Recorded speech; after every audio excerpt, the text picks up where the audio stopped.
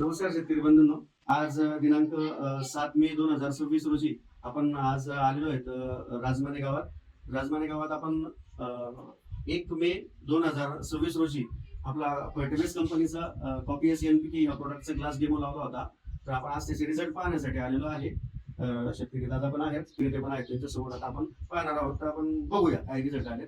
Copy S NPK वापरलेलं आणि रासायनिक खत वापरलेलं 1 तारखेला आपण वापरला होता ह्याच्यामध्ये. तर अशा प्रकारे कॉपीएस एनपीके रिझल्ट आलेले आहेत.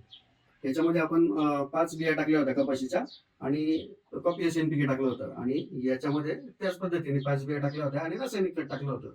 तर आपण बघू शकता कॉपीएस एनपीके वापरलेल्या ठिकाणी अशा प्रकारे 4 बिया एकदम चांगल्या प्रकारे उगवून आलेल्या आहेत आणि रासायनिक मध्ये अशा 2 बिया आतापर्यंत उगवून आलेल्या आहेत. तर आपण शेतकऱ्यांकडून शेतकरी दादा आपले नाव सांगणार आहोत. गुलाब पाटील राजमानेचे आहेत, त्यांच्यासमोर आपण पाहतोय. तुम्हाला काय वाटतंय? जैविक खत चांगलं वाटलं आम्हाला. चांगलं वाटलं. हो, रासायनिक पेक्षा चांगलं वाटलं. बरोबर. उगवण बी चांगली, उगवण पण शक्ती. चांगली झाली, गुणशक्ती झाली आणि जवळजवळ सगळ्या बिया उगवल्या. याच्यात एक कमी उगवली, याच्यात अजून हा. उगवायचे आहेत. उगवायचे बाकी. पण जैविक चांगलं वाटलं. जैविक चांगलं वाटलं. हो. नमस्कार शेतकरी बंधूंनो आणि कंपनीचे विक्रेते आपलं दिनेश पाटील सर फर्टिलायझर ही जी कंपनी आहे यांनी आपल्या समोर 1 तारखेला प्रयोग केलेला होता 1 मे 2026 रोजी. दोन्हीही जे काही रोप आहेत ते व्यवस्थितरित्या लावलेले होते. माती, खत, माती, बियाणं आणि माती अशा प्रकारचे थर यामध्ये लावले गेलेले होते. तर याच्यामध्ये आपण आता सध्या पाहतोय एका याच्यात रासायनिक खत वापरलेलं होतं आपल्या याच्यात. तर त्यामध्ये सारख्या बिया टाकल्या होत्या, 5 बिया टाकलेल्या होत्या त्यांनी कपाशी या पिकाच्या. आणि दुसरं जे आहे फर्टिबेसचं जे काही कॉपीएस एनपीके म्हणून जे आहे त्यामध्ये पण 1 तारखेलाच 5 बिया लावलेल्या होत्या आणि खत टीएनपीएस जे कॉपीएस एनपीके टाकलेलं होतं.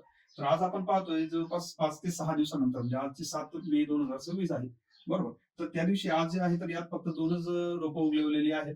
पाणी वगैरे सगळं दोघांना सारखं दिलं गेलं, वातावरण दोन्हींना सारखंच होतं. आणि हे जे काही आपलं कॉपीएस एनपीके म्हणून जे होतं त्यामध्ये 4 रोपं उगवलेले आहेत. 1 रोप आणखी उगायचं बाकी आहे. मागच्या वेळेला जेव्हा प्रयोग केलेला होता त्याच्यामध्ये 5 रोपं उगलेले होते. तर आजचं जे आता जे प्रत्यक्षदर्शी आपण पाहतोय तर याच्यामध्ये चांगली उगवण क्षमता झालेली आहे. परत यामध्ये काही प्रमाणामध्ये मुळाची संख्या ही चांगली दिसते आहे याच्यापेक्षा.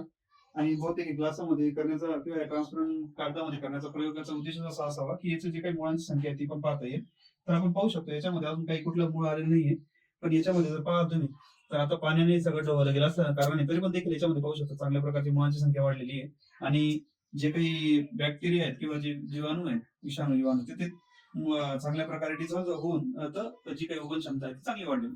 तर हे जे काही खत आहे कॉपी एसएनपीके फर्टिलायझरचं तर हे प्रत्येक शेतकऱ्यांनी वापरावं अशी माझी इच्छा मी व्यक्त करतो.